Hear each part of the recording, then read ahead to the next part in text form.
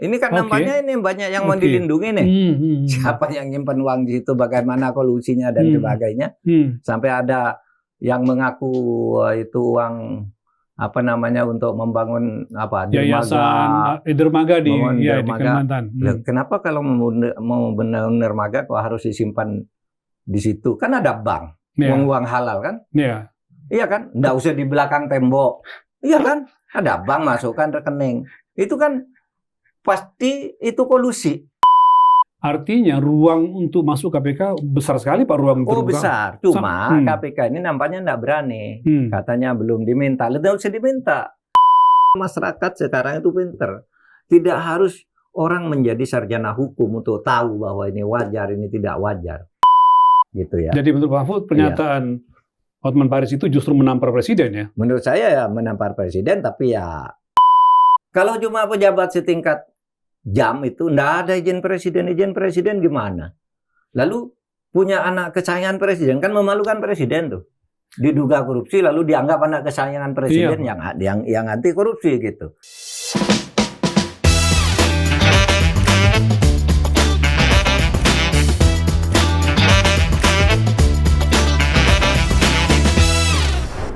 Halo saudara semua, senang bisa menyapa dan bertemu lagi di podcast Terus Terang ini.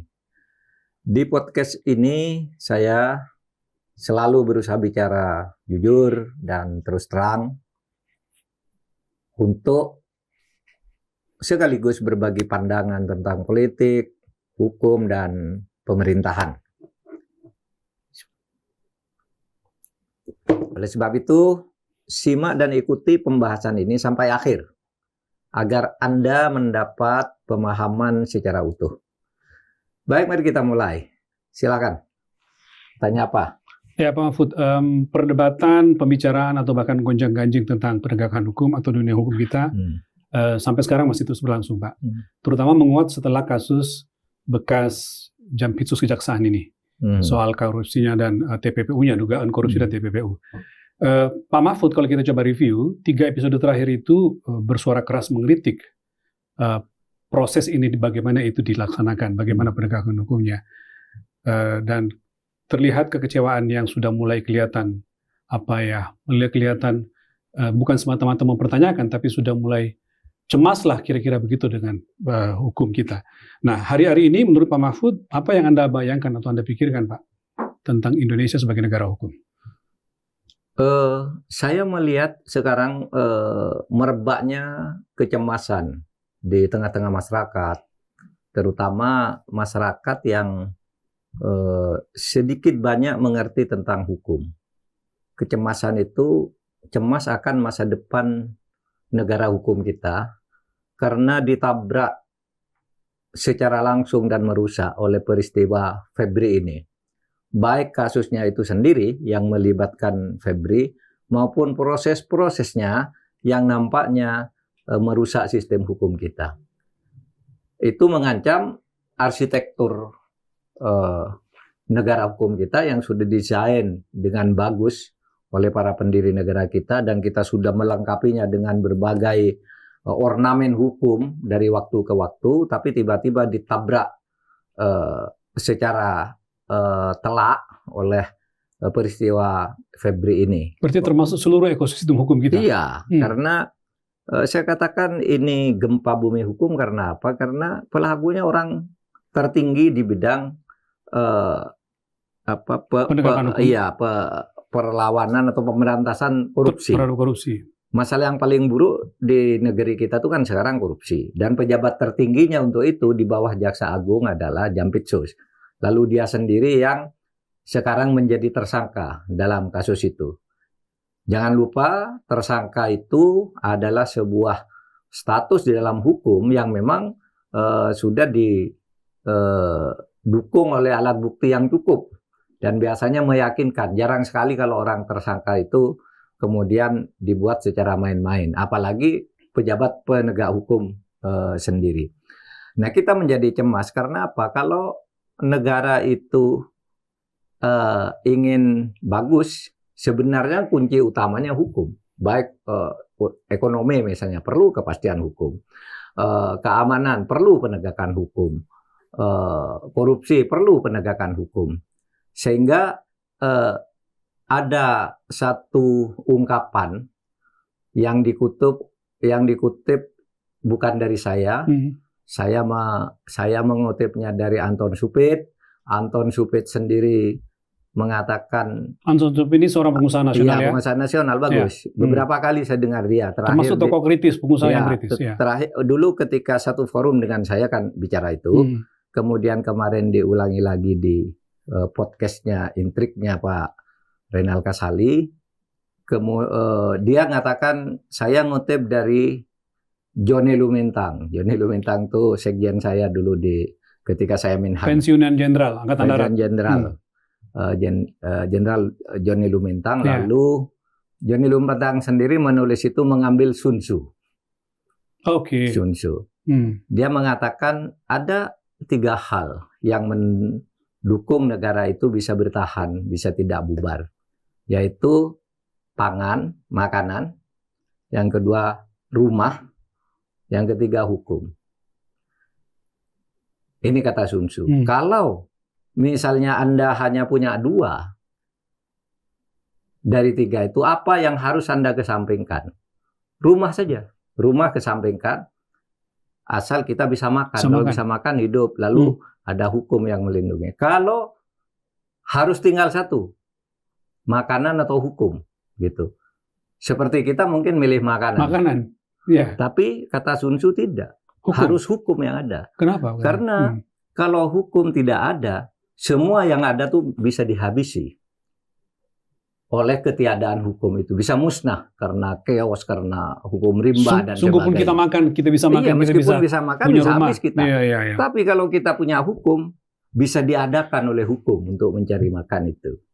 Nah, kita sekarang yang diserang hukumnya. Ekonomi kita sudah habis-habisan berjuang dan masih banyak masalah. Kemudian sekarang hukum ini dengan peristiwa terakhir ini sangat mencemaskan bagi kelangsungan negara ini. Kebanggaan kita atas negara ini dan kekuatan negara ini itu kan akan sangat ditentukan oleh hukum itu sendiri. Nah, saya melihat seperti yang saya katakan dulu ketika awal menjadi Menko Polhukam, kita harus menghentikan kebiasaan menjadikan hukum itu sebagai industri. Ya. Hukum itu hukum dibuat untuk melakukan sesuatu sesuai dengan keinginan. Kalau orang tidak salah mau dibuat salah, dibuat hukumnya, dicari pasal-pasalnya agar orang bisa bersalah. Kalau orang bersalah ingin diselamatkan, dibuat hukum-hukumnya agar dia selamat. Itu namanya industri hukum. Dan sekarang banyak orang dibuatkan pasal-pasal. Ya, dulu ketep itu Pak Mahfud mengatakan. Iya kan? Industri hukum. Ya, industri kita hukum. punya mata kuliah hukum perindustrian. Ya, hukum industri. Itu hukum perindustrian itu gampang. Ya toh, hukum industri. Gampang. Tapi industri hukum itu berbahaya. Karena industri hukum artinya rekayasa. Untuk membuat sesuatu yang salah menjadi benar, yang benar menjadi salah. Jadi menggunakan hukum sebagai alat untuk mencari keuntungan pribadi atau keuntungan kelompok politik tertentu, atau menguntungkan orang lain dan merugikan orang yang lainnya lagi. Nah, itu namanya industri hukum.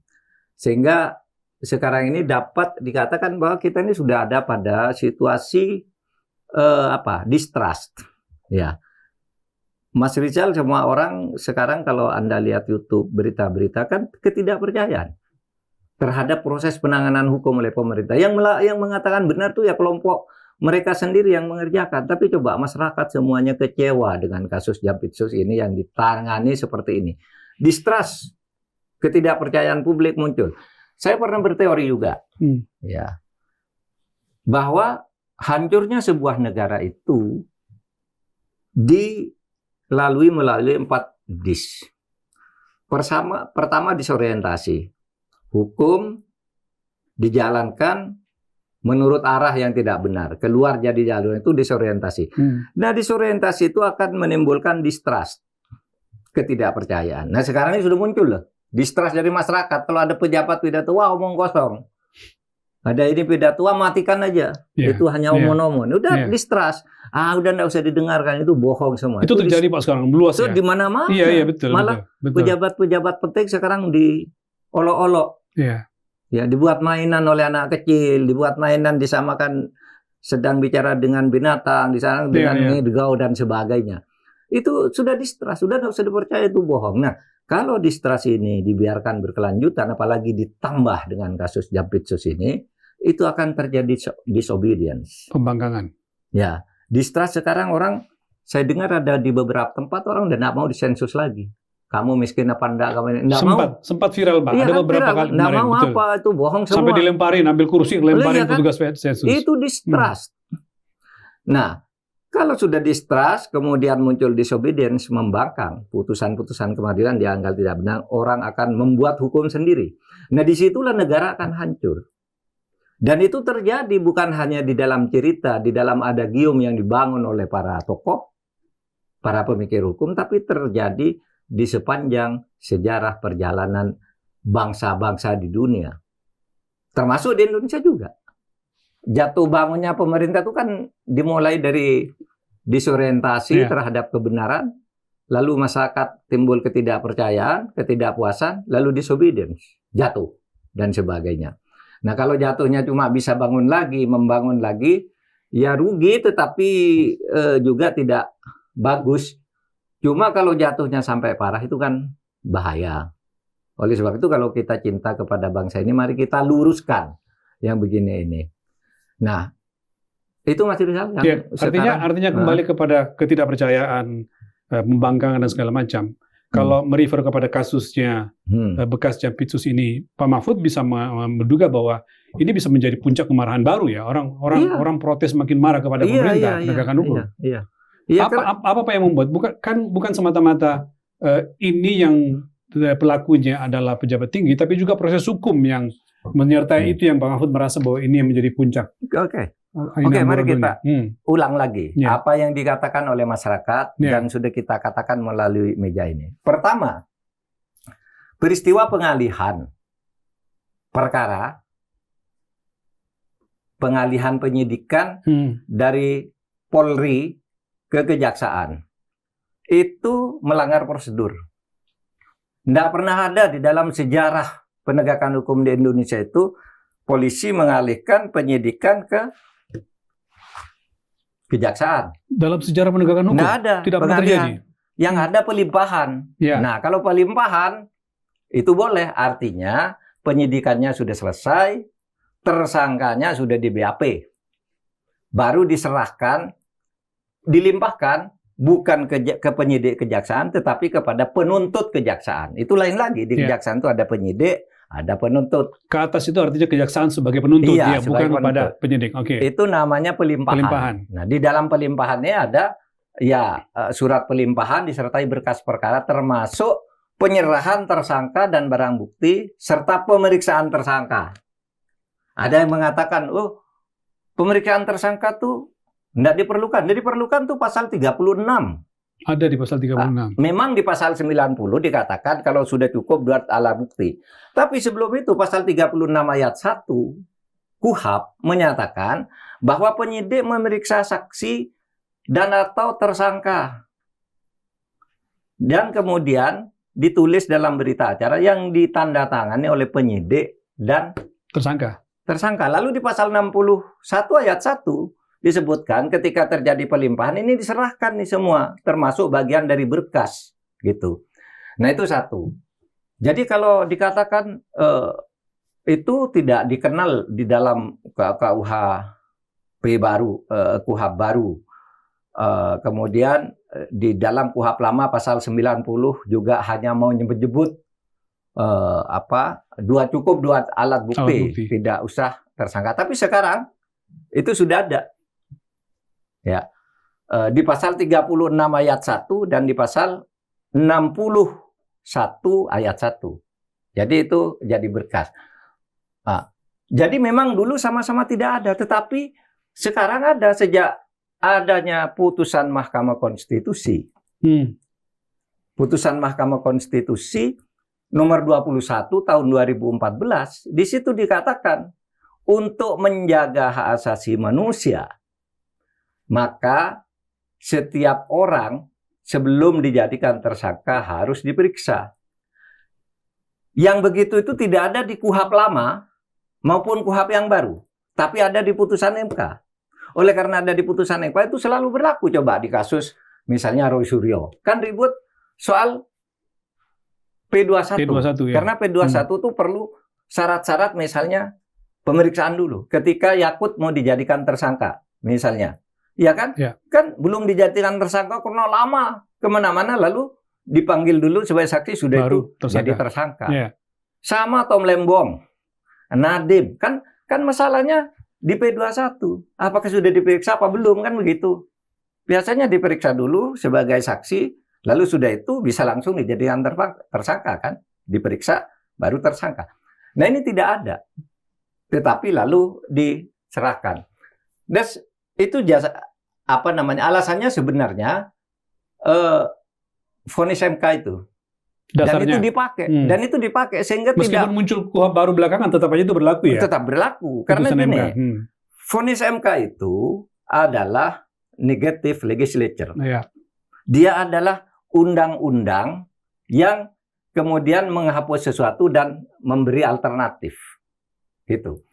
Nah, MK mengatakan di dalam putusannya itu, sehingga dia menyebut bahwa untuk hak asasi manusia sesuai dengan pasal 28E, I, dan lain-lain itu, bahwa diperiksa itu adalah hak untuk melindungi hak asasi manusia. Jangan orang tidak diperiksa tiba-tiba jadi tersangka. Iya, tidak ada haknya dulu dia diperiksa. Ya. Jadi ada haknya. Ada yang mengatakan, Pak, putusan MK kan dulu ada sebelum ada KUHP. Dulu juga KUHP yang lama sama dengan sekarang, cukup 2 alat bukti, tapi dalam praktek tidak pernah orang kemudian kok tidak ada ininya, lalu ditersangkakan belum diperiksa. Meskipun itu gampang saja sebenarnya. Kalau begitu, anggaplah yang sekarang itu adalah pelimpahan dari kepolisian ke kejaksaan. Kan tidak sah. Mungkin nanti pra peradilan. Mungkin kan? Yeah. Pra peradilan. Saya karena belum tersangka, saya menggunakan putusan MK. Putusan MK itu, Mas, kalau dia judicial review lalu menolak permohonan itu, ya menolak misalnya, itu harus diterima sebagai tafsir resmi. Misalnya, seperti dulu ada tuntutan agar hukuman mati itu dihapus dari tata hukum Indonesia. MK memutus, enggak, hukuman mati itu konstitusional. Maka itu berlaku, tidak bisa dihapuskan meskipun ganti beberapa undang-undang. Jadi kalau sifatnya ditolak lalu diterima, dia harus berlaku sebagai tafsir resmi konstitusi. Kalau dikabulkan, Mas Rizal minta ini, lalu itu kabul, gitu ya. Ya sudah. Itu tafsir resmi. Iya, katakan bahwa hukuman mati itu boleh, ya dikabulkan. Berlaku dia. Berlaku ya. Tapi kalau menolak, misalnya, Mas Rizal gugat, MK tolong tuh jumlah kursi DPR atau parliamentary threshold itu turunkan dong dari 20 ke 5 misalnya. MK menyatakan permohonanmu ditolak. Karena itu urusan DPR. Nah, meskipun ditolak, ini bukan berarti 20 itu harus berlaku terus, bisa diubah, tapi yang mengubah bukan MK. Bukan MK. Gitu loh maksudnya. Kembali ke pembuat undang-undang. Kembali ke pembuat undang-undang. Oke. Oh, itu maksudnya ya. Paham ya? Jadi vonis MK ini belum pernah dicabut karena menurut Undang-Undang Dasar putusan MK itu bersifat final. Pertama dan terakhir. Yang putusannya bersifat final itu bunyi Undang-Undang Dasar. Oleh sebab itu dia tetap dianggap sebagai bagian dari perlindungan hak asasi. Nah, taruhlah sekarang gugat dibatalkan ke pra peradilan, ya dibatalkan. Kalau itu sebenarnya gampang saja. Kalau misalnya dibatalkan, ya ditetapkan lagi sebagai tersangka kan, kan bisa seperti yang sudah sering dulu kan. Ada begitu mau diputus itu ditersangkan lagi, limpahkan ke pengadilan. Kalau sudah limpahkan ke pengadilan tidak bisa ini lagi. Nah, cuma kita kan khawatir nih permainannya. Kan saya menulis ada 3 senario. 1, Prapit menang. Yang kedua, mungkin tidak menang Prapit atau tidak akan Prapit, tetapi di sini dilokalisir. yang salah ini saja, kalau bisa yang salah sih yang satu aja, nggak usah dua-duanya. Padahal ini banyak kaitannya kalau melihat pengakuan awal ini titipan bisa luas banyak. Pak, bisa luas sekali Pak. Kasusnya aja 3, yang nitip aja banyak. Kok sekarang jadi orang 1 atau tinggal 2, mungkin dikualisir kedua. Ya, atau mungkin malah diombang-ambingkan. Oleh sebab itu, menurut saya ini belum terlambat. Belum terlambat. Meskipun sekarang prosesnya sudah berlangsung di kejaksaan, belum terlambat. Belum terlambat. Dalam konteks kekisruhan ini diputus, kemudian KPK suruh melakukan ambil alih. Dengan cara KPK masuk mengambil alih. Ya. Tapi sampai sekarang KPK nggak bergerak tuh merasa bahwa itu dia. Maka saya katakan KPK itu nampaknya punya beban politis atau psikopolitis lah. Dia nggak berani kayaknya. Sebab kalau mau dalam keadaan begini nih, KPK bisa menggunakan pasal 10A Undang-Undang Nomor 19 tahun 2019. Di situ di dalam pasal 10A ayat 2 butir C dan E itu menyebutkan perkara bisa diambil alih manakala terlihat ada usaha untuk melindungi pelaku lain. Oh, itu ide. Ya, itu salah satu. Kalau perkara diurus kejaksaan atau kepolisian, gitu, kok ada rupanya mau dilegalisir, yang ini mau dilindungi, ada pasalnya. Kalau ada kecurigaan bahwa penanganan di kejaksaan itu ingin melindungi banyak orang lain, selain yang terlanjur ditangkap oleh polisi, terlanjur tersangkakan. Kalau ingin itu di lain, pasal 10 A, coba kita lihat ya. Pasal 10A itu sisipan. Coba kita lihat Pak, ini ada pasal 10 Pak ya. Ini. Kalau gitu ya. Undang-Undang Nomor 19 tahun 2019 tentang KPK. Pasal 10A, dalam melaksanakan wewenang sebagaimana dimaksud dalam pasal 10, Komisi Pemberantasan Korupsi berwenang mengambil alih penyidikan dan atau penuntutan terhadap pelaku tindak pidana korupsi yang sedang dilakukan oleh kepolisian atau kejaksaan. Ya kan? Ayat 2, pengambil alihan penyidikan ini Pak ya. Pengambil alihan penyidikan dan atau penuntutan sebagaimana dimaksud pada ayat 1 dilakukan oleh KPK dengan alasan A. Laporan masyarakat mengenai tindak pidana korupsi tidak ditindaklanjuti. B. Proses penanganan tindak pidana korupsi tanpa ada penyelesaian atau tertunda tanpa ada alasan yang dapat dipertanggungjawabkan. C sekarang. C. Ini dia yang di bold nih. Penanganan tindak pidana korupsi ditujukan untuk melindungi pelaku tindak pidana korupsi yang sesungguhnya. Kan? Ini kan nampaknya ini banyak yang mau dilindungi nih. Siapa yang nyimpan uang di situ, bagaimana kolusinya dan sebagainya. Sampai ada yang mengaku itu uang untuk membangun dermaga di Kalimantan. Kenapa kalau mau bangun dermaga kok harus disimpan di situ? Kan ada bank, uang halal kan? Iya kan? Nggak usah di belakang tembok. Iya kan? Ada bank, masukkan rekening. Itu kan pasti itu kolusi. Iya, kenapa coba? Bayangkan Mas Rizal mau membangun jembatan, uangnya dalam bentuk emas, disimpan di situ, kok tidak dititip di bank aja kalau memang uang halal? Kayaknya uang halal taruh di bank gitu ya, iya kan? Mesti disembunyikan. Ada lagi katanya itu untuk yayasan pendidikan, untuk pengajian, untuk disewakan rumah itu, lalu uangnya itu untuk biaya santri, untuk ngaji dan sebagainya. Ya kenapa harus disimpan di situ? Kan bisa disimpan di bank juga. Iya kan? Saya teruskan dulu Pak ya. Sehingga ada klaim mengaku itu uangnya ini, uangku, bukan uangnya Febri dan sebagainya. Itu alasan C itu memenuhi syarat tuh. Alasan untuk curiga. Penanganan tindak pidana ditujukan untuk melindungi pelaku tindak pidana korupsi yang sesungguhnya. Coba berikutnya. D. Penanganan tindak pidana korupsi mengandung unsur tindak pidana korupsi. Ya, korupsi di atas korupsi. Itu bisa masuk juga sebenarnya. Iya toh, kalau menangani korupsi lalu korupsi lagi atas korupsinya, itu kan bisa. Yang E. Hambatan penanganan tindak pidana korupsi karena campur tangan dari pemegang kekuasaan, eksekutif, yudikatif, atau legislatif, intervensi. Atau terakhir keadaan lain yang menurut pertimbangan kepolisian atau kejaksaan, penanganan tindak pidana korupsi sulit dilaksanakan secara baik dan dapat dipertanggungjawabkan. Menurut Pak Mahfud, poin C dan D memenuhi untuk menjadi alasan. Poin C, D dan E. D dan E, 3. Bisa dijadikan alasan untuk diambil oleh KPK. Gitu. Ada lagi alasan lain yang lebih etis. Ada asas di dalam hukum itu bunyinya nemo iudex in causa sua. Apa itu? Seseorang tidak boleh mengadili perkara yang terkait dengan dirinya sendiri. Dalam praktek terkait dengan sendiri itu terkait dengan posisi hakim. Ya, mengadili perkara hakim, ngadili pencurian di rumahnya sendiri, nggak boleh jadi hakim dia, ya kan? Hakim ngadili anaknya sendiri, tidak boleh gitu.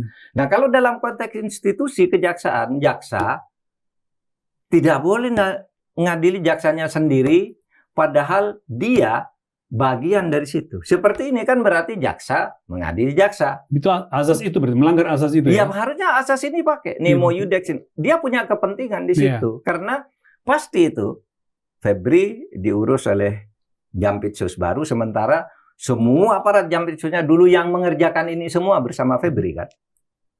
Menangani itu. Kan sedikit banyak dia takut juga atau segan atau dia melindungi juga karena di bekas atasan. Disitulah jaksa bisa masuk dengan alasan CDE tadi. Artinya ruang untuk masuk KPK besar sekali Pak, ruang terbuka. Besar, cuma KPK ini nampaknya tidak berani. Katanya belum diminta, tidak usah diminta. Kalau diminta itu bisa mengambil alih karena permohonan. Ini kan mengambil alih bunyi. Mengambil alih inisiatif sendiri. Tapi ya itu, sekarang KPK itu diletakkan di rumpun eksekutif meskipun ada di luar kabinet. Tetapi tetap dia itu tidak punya keberanian politis untuk melakukan tindakan seperti itu. Oleh sebab itu pengambil alihan oleh KPK menurut saya bisa dilakukan atas inisiatif presiden. Kalau situasinya kayak ini dibuka keran nih. Ayo KPK kamu ambil gitu. Kalau presiden sudah begitu, Kejaksaan Agung, ke polisi nggak berani. Dan itu bagus. Apa jeleknya menyelesaikan kasus hukum seperti ini? Karena kita dulu membuat KPK itu untuk melakukan fungsi-fungsi yang seperti itu. Di samping fungsi-fungsi lain yang banyak itu, fungsi-fungsi yang seperti itu menjadi KPK yang seharusnya melakukan tanpa harus minta izin. Tanpa harus minta izin kepada presiden. Ngambil alih aja. Iya, apalagi gitu. Ini tadi Pak, ada tiga alasan sebenarnya dia bisa segera masuk sekarang. Kan tinggal sekarang tidak usah minta izin, tapi juga tidak usah menunggu, proaktif saja. Temukan, ayo saya ambil alih, ini pasalnya gitu. Agar semuanya nyaman, penegakan hukum nyaman. Gitu aja. Kita tunggu nih orang-orang KPK ini, komisioner KPK untuk melihat sikapnya seperti apa. Sebelum lanjut, saya persilakan Anda yang belum mensubscribe, silakan subscribe dan nyalakan lonceng notifikasi Anda. Saya mau agak sedikit fokus kepada itu Pak. Sekarang sudah berlangsung nih sekarang ya. Jadi Pak Mahfud mengatakan nggak ada jalan keluar lain kecuali KPK. Sementara kita melihat belum ada arahan. Mudah-mudahan setelah ini kira-kira entah itu KPK sadar bahwa harus segera masuk, apalagi ekspektasi publik tinggi sekali KPK segera masuk, atau misalnya seperti Bapak, ada keran yang dibuka oleh Presiden itu masuk. Nah, tetapi sembari ke situ, menurut Pak Mahfud, dengan yang terjadi sekarang di mana jeruk makan jeruk, kejaksaan memeriksa apakah Bapak melihat bahwa sudah mulai kelihatan sikap tidak fairnya jaksa atas kekhawatiran Pak Mahfud kalau itu yang terjadi jaksa memeriksa jaksa di kasus sekarang yang sedang berlangsung?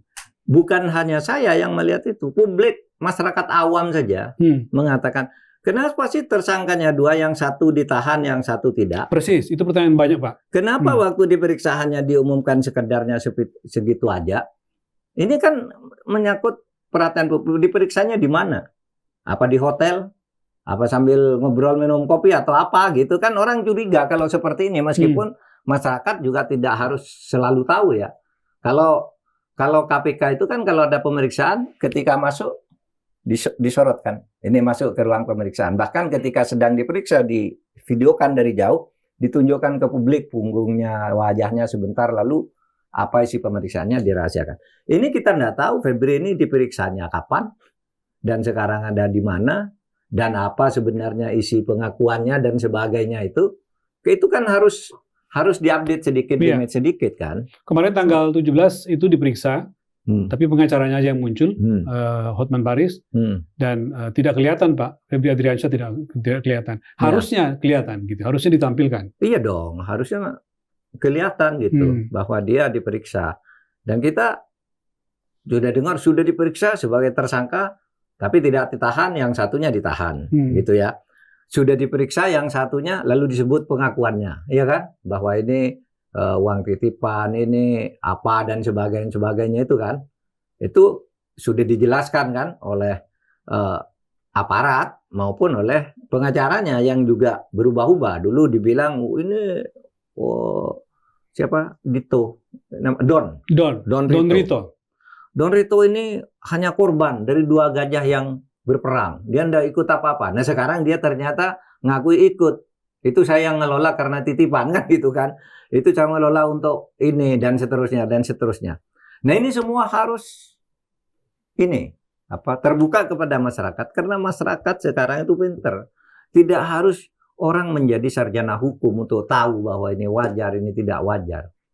Pengetahuan umum saja. Sebab apa yang disebut keadilan itu sebenarnya itu adalah public common sense ditambah dengan dikaitkan dengan pasal-pasal hukum. Aturannya begini, public common sense-nya begini. Kalau misalnya mengatakan ini kalau aturan dia mengaku dia yang punya, itu secara hukum selesai kan? Iya. Tapi public common sense kan tidak percaya. Iya kan? Rasa keadilan publik itu enggak apa, masa uang begitu? Dia ngaku punya, dia tuh siapa sih punya uang? Kenapa juga disembunyikan? Kenapa tidak di bank? Dan sebagainya itu kan menjadi pertanyaan yang tidak ketemu. Sama juga pernyataan pengacara Febri ketika mengatakan bahwa rumah di Sentul itu punya mertuanya Febri Adriansyah yang lalu sejak 2023 dikuasai oleh Don Rito katanya untuk operasional yayasan. Untuk operasional Jadi seakan-akan mengatakan bahwa ini menghindarkan alibi supaya tidak masuk ke kan orang jadi tertawa aja menyaksikan itu, Pak. Tertawa aja karena tidak masuk. Persis. Lalu kafe di Jakarta Selatan itu milik Don Rito, bukan punya si Febri Adriansyah. Jadi orang merasa ini akan menghindari supaya tidak Febri. Dari fakta-fakta dan catatan peristiwanya orang tahu bahwa itu public common sense mengatakan itu tidak benar kalau dikatakan kok baru ngaku sekarang kalau itu punya mertuanya. Kan waktu konferensi pers itu memang rumah saya pribadi. Ya, awalnya. Ya kan gitu. Kalau sekarang berubah milik mertuanya dan sebagainya. Itu public common sense. Dan kejaksaan di sini terjebak ke dalam apa yang disebut asas nemo iudex in causa sua itu. Tidak boleh dong kalau gitu kesannya. Kalau mau fair, serahkan aja ke KPK. Atau KPK ambil alih. Gitu. Kan bisa. Kalau nyerahkan ke KPK, kan KPK bisa ngambil alih. Kalau dia tidak mau nyerahkan, KPK bisa minta. Kan gitu. Ya sebenarnya begitu hukum kita dulu mengantisipasi cara-cara menyelesaikan kasus seperti ini. Karena di masa lalu kasus seperti ini banyak sehingga dibuat aturan yang seperti itu di mana KPK bisa mengambil alih, bisa melakukan supervisi dan sebagainya. Lalu Mahfud perkembangannya menjadi lucu karena pengacaranya Febri itu Hotman Paris. Lalu kemudian muncul persoalan drama di sini, Pak. Ketika jumpa pers kemarin, macam-macam lah Pak mengatakan kepada Kapolri salah nih karena tidak minta izin, meminta kepada Presiden. Nah, itu lagi. Anak kesayangan kebanggaan Presiden katanya diperiksa tanpa minta izin kepada Pak Mahfud. Ketika mendengarkan ini apa yang membayangkan Pak Mahfud? Saya udah malas berkomentar. Sejak kapan orang itu diperiksa harus minta izin Presiden? Tidak ada. Yang ada itu pejabat-pejabat negara. Jampitsus itu bukan pejabat negara. Jampitsus itu adalah pejabat pemerintah, pejabat birokrasi. Oleh sebab itu diberi eselon. Kalau pejabat negara seperti DPR, Hakim Agung, Hakim MK, BPK, itu pejabat negara harus izin Presiden. Meskipun pernah saya sendiri waktu itu katanya di MK ada ribut-ribut gitu, saya tidak minta izin Presiden, saya datang ke KPK. Waktu itu Tumpak Hatorangan, Busro, Mukodas, kemudian ada Haryono. Saya datang, saya minta diperiksa. Saya bilang, loh Pak, tidak bisa Pak, harus izin Presiden. Loh, saya minta diperiksa, tidak harus izin Presiden, kan saya mau diperiksa. Kalau gitu dicatat saja. Saya datang, enggak. Kenapa? Orang kalau punya kesadaran hukum harus minta izin Presiden pun kalau mau ya enggak usah. Atau dia yang minta, Pak Presiden saya mau minta diperiksa, kan gitu. Nah, kalau cuma pejabat setingkat jam itu enggak ada izin Presiden gimana? Lalu punya anak kesayangan Presiden, kan memalukan Presiden tuh. Diduga korupsi lalu dianggap anak kesayangan Presiden yang anti korupsi gitu. Yang begitu tuh orang langsung tahu semua bahwa itu bagian drama-drama yang ya mungkin karena pengacara kan bisa melakukan apa saja untuk membuat kesan gitu ya. Jadi menurut Pak Mahfud pernyataan Hotman Paris itu justru menampar Presiden ya? Menurut saya ya menampar Presiden, tapi ya pengacara bisa melakukan itu untuk membuat sensasi dulu gitu. Dan tidak melanggar hukum juga menurut saya, kecuali presiden merasa difitnah. Gitu. Iya, karena presiden mengatakan, Misalnya. istana sudah mengatakan jangan bawa-bawa nama presiden. Iya, menurut Menteri Mensesnek, Pak. Tapi kalau presiden mengatakan ya udahlah gitu ya enggak apa-apa gitu. Tapi itu bagian dari drama yang menurut saya ketika ditanya kalau itu enggak perlu dikembangkan lah, itu drama-drama. Iya. Yang ini.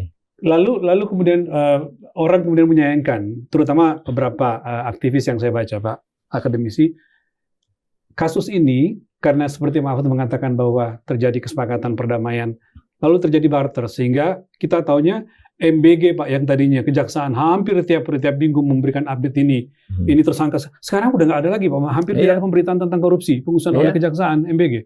Ya, sehingga apa yang Pak Mahfud mengatakan ini barter, orang jadi mengatakan benar tuh kata Pak Mahfud bahwa ini barter. Selesaiin di sini berhenti, tapi MBG juga jangan diutak-atik dong. Itu yang terjadi, Pak. Iya. Makanya dulu saya mengatakan itu barter karena peristiwa yang mendahului dan surat-surat yang dikeluarkan oleh Kejaksaan Agung kan. Persis. Ya. Saya mengatakan itu di sini bahwa itu barter, lalu di tempatnya Pak Renal Intrik ya. Renal Kasali. Saya katakan itu barter karena begini, kejaksaan dan kepolisiannya kan saling menersangkakan gitu kira-kira ya. Yeah. Kejaksaan mula-mula menersangkakan pejabat polisi aktif di mana MBG, ada purnawirawan, lalu kejaksaan pada tanggal 15 Juni mengirim surat edaran agar dapur-dapur MBG di mana polisi mempunyai paling banyak diperiksa semuanya. Itu kan nampar polisi. Yeah. Nah, habis itu ganti kejaksaan polisi menersangkakan Febri ini secara luar biasa telah gitu. Lalu terjadilah barter itu. Kalau gitu udah perkaranya serahkan ke situ, lalu kita kejaksaan kemudian pada tanggal 10 Juli mengeluarkan surat pencabutan yang tadinya memerintahkan MBG itu diperiksa, sekarang tidak usah lagi dilakukan. Kan terasa sekali bahwa itu barter. Apapun gitu, industri hukum bisa dibuat, ya. Hukum bisa dibuat-buat, dicarikan pasal. Oh ini gini penjelasannya, pasal sekian, pasal itu gampang. Mau menersangkakan atau tidak, mau memeriksa atau tidak, itu ada pasalnya kok yang bisa dipakai gitu. Oleh sebab itu hukum itu juga jangan hanya bertumpu pada pasal. Public common sense itu kesadaran masyarakat. Kalau lu bilang begitu, rakyat tahu bahwa Anda bohong, rakyat tahu bahwa Anda akan melindungi, itu kan gitu kalau masyarakat itu. Nah, itulah yang makanya terjadi sekarang. Jadi apa, skenario barter yang menurut Pak Mahfud itu lama-lama publik menyaksikan itu terjadi sekarang, Pak. Orang menyaksikan sama-sama bahwa dalam kasus Jampitsus itu kesannya ingin melindungi Febri, sementara di MBG kelihatan tidak ada perkembangan apa-apa karena polisi sudah dilindungi. Kira-kira gitu, Pak. Kesan yang muncul itu begitu. Iya, gitu. Oke, Pak, saya kembalikan kepada Pak Mahfud. Baik, pemirsa. Sekian Terus Terang edisi minggu ini. Sampai ketemu dan jangan lewatkan pembahasan isu aktual berikutnya. Yang penting dari itu semua, jangan pernah lelah untuk mencintai Indonesia. Selesai.